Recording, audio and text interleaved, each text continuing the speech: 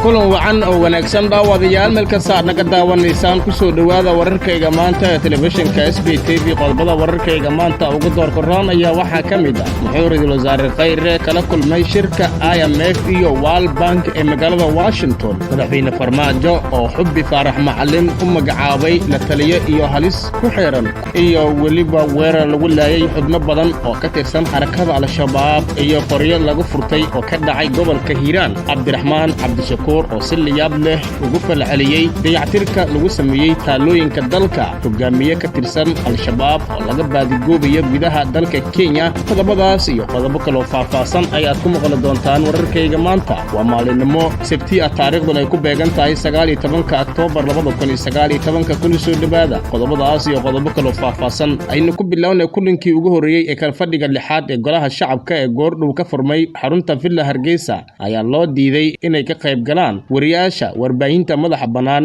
ee magaalada Muqdisho gudoomiye ku-xigeenka koowaad ee golaha shacabka Cabdulle Sheekh Ibraahim Muudi oo la hadlay wariyaal tagay xarunta ayaa sheegay in hadda kadib aan loo ogolaan doonin in ay war ka soo tabiyaan gudaha xarunta golaha shacabka ee Soomaaliya intaasi kadib wariyaasha ayaa dib u soo laabtay waxaana arintan ay qayb ka tahay caburin lagu hayo warbaahinta maxalliga ah ee ka howlgala magaalada Muqdisho sidoo kale wararka ayaa intaasi ku daraya in tebinta wararka la xiriira baarlamaanka loo ogol yahay warbaahinta dawladda sida raadiyaha TV-ga iyo wakaalada Sona sida aan xogta ku helnay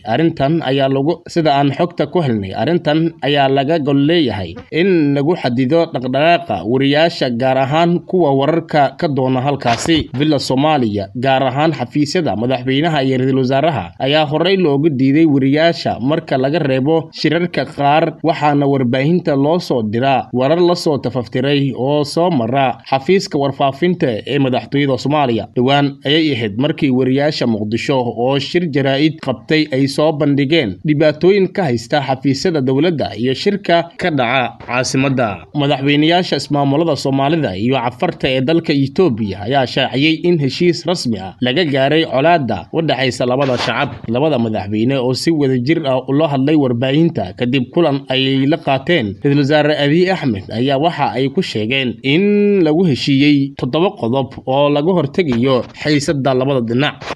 in markasta rabitaanka shacabka la tixgelinayo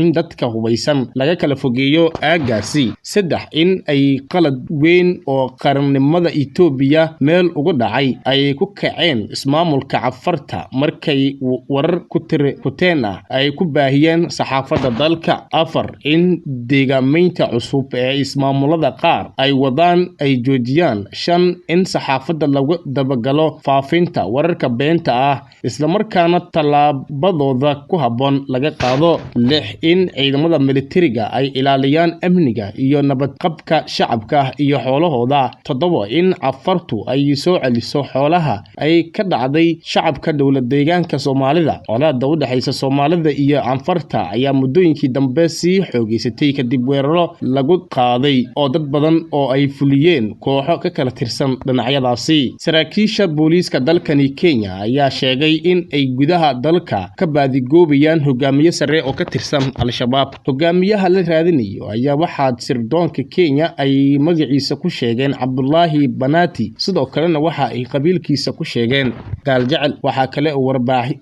oo warbixinta ku soo baxday booliiska Kenya lagu sheegay in ninkaasi uu hogaaminayo koox xiriir la leh Shabaab oo weeraro ka fulisa gudaha dalkani Kenya sidoo kale ciidamada booliiska Kenya ayaa ninkaasi ku eedeeyay inuu mas'uul ka ahaa qarax miino oo dhawaan ka dhacay meel ku dhow xuduudda Soomaaliya kaas oo lagu dilay 12 askari oo ka tirsan booliiska dalka baaritaanada la sameeyay ayaa muujinaya in Banati uu madax u yahay kooxda ka dambeysay qarax miino ee lagu dilay dhawaan 12 askari kuwaas oo la beegsaday iyagoo ku soo tagay xarada Harhar Camp ayaa lagu yiri qoraal ka soo baxay booliiska weerarka oo ahaa mid gaadma ah ayaa ka dhacay deegaanka Deku oo dhaca wadada xiriirisa Liboya iyo Damajali xilli ay howlgal roonda ah ku jireen ciidankaasi inta badan Al-Shabaab ayaa weeraro xoogan ku fulisa gudaha Kenya gaar ahaan deegaanada dhaca xadka Soomaaliya hogaamiyaha xisbiga mucaaradka ee wadajir Cabdiraxmaan Cabdishakuur ayaa ka hadlay dib u dhiska iyo dayactirka lagu sameeyay taalooyinka qaranka ee ku yaala gudaha magaalada caasimadda ee Muqdisho. Cabdiraxmaan Cabdishakuur ayaa sheegay in ay muhiim tahay in halgamayaasha uu soo dagaalamay xornimada dalkeena la xuso laguna xusuusto halganka ay u galeen xaqiijinta himilo ummadeed ama halista ay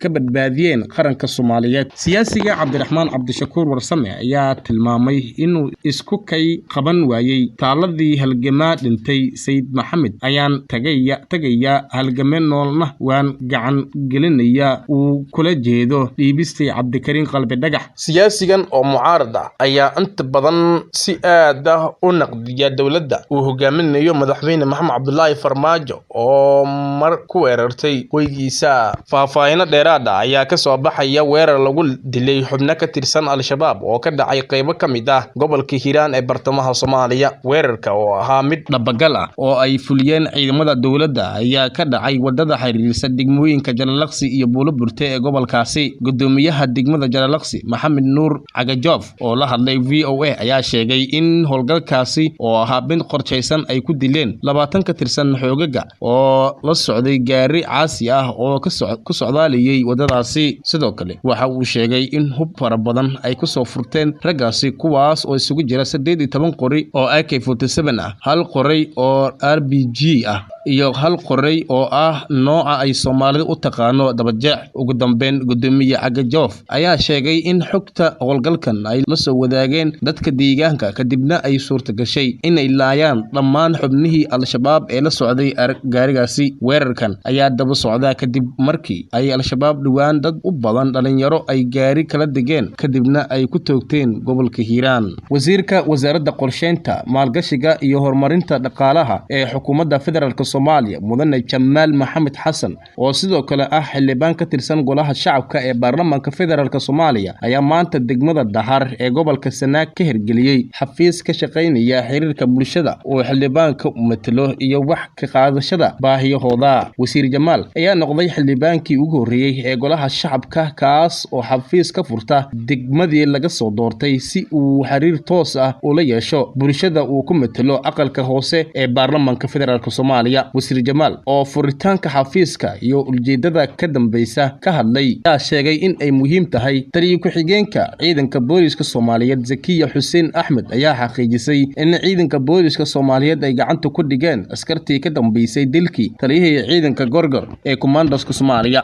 Zakiya ayaa shaacisay in dhammaan xabsiga loo taxaabay ciidankii ku sugnaa kontaroolka uu dhibka ka dhacay isla markaana ay haatan ku socdaan baaritaano. Sidoo kale waxa ay tilmaantay in ay shacabka la soo wadaagi doonaan baaritaanka kiiskaas iyo wax ka soo baxa. Taliyaha la dilay ayaa waxaa lagu magacaabi jiray Maxamed Dey Saleebaan Abikar iyadoo lala toogtay askari ka tirsanaa ilaaladiisa. Dilkan ayaa yimid kadib markii rasaas ka fureen ciidanka ilaalada hoteelka Maida Akis Naasahoblood 2 ee degmada Xamarweyne gaari uu watay sarkaalkaasi. Warbaahinta ayaa ogaatay sarkaalka inta aan rasaasta lagu furin uu u socday in laga qaado birta si uu u gudbo balse waxaa ka diiday ilaalada hoteelka. Taliye Maxamed Dey ayaa hogaaminayay howlgalkii ciidamada xoogga dalka gaar ahaan ciidamada Commandoska lagu soo tababaray dalka Turkiga ee dhawaan la wareegay degmada Awdhiigle ee gobolka Shabeellada Hoose. Madaxweynaha Soomaaliya Maxamed Cabdullaahi Farmaajo ayaa la taliyihiisa u magacaabay Aamina Faarax Macalin oo loo yaqaano Xubbi oo ah gabar u dhalay siyaasiga reer Kenya ee Faarax Macalin.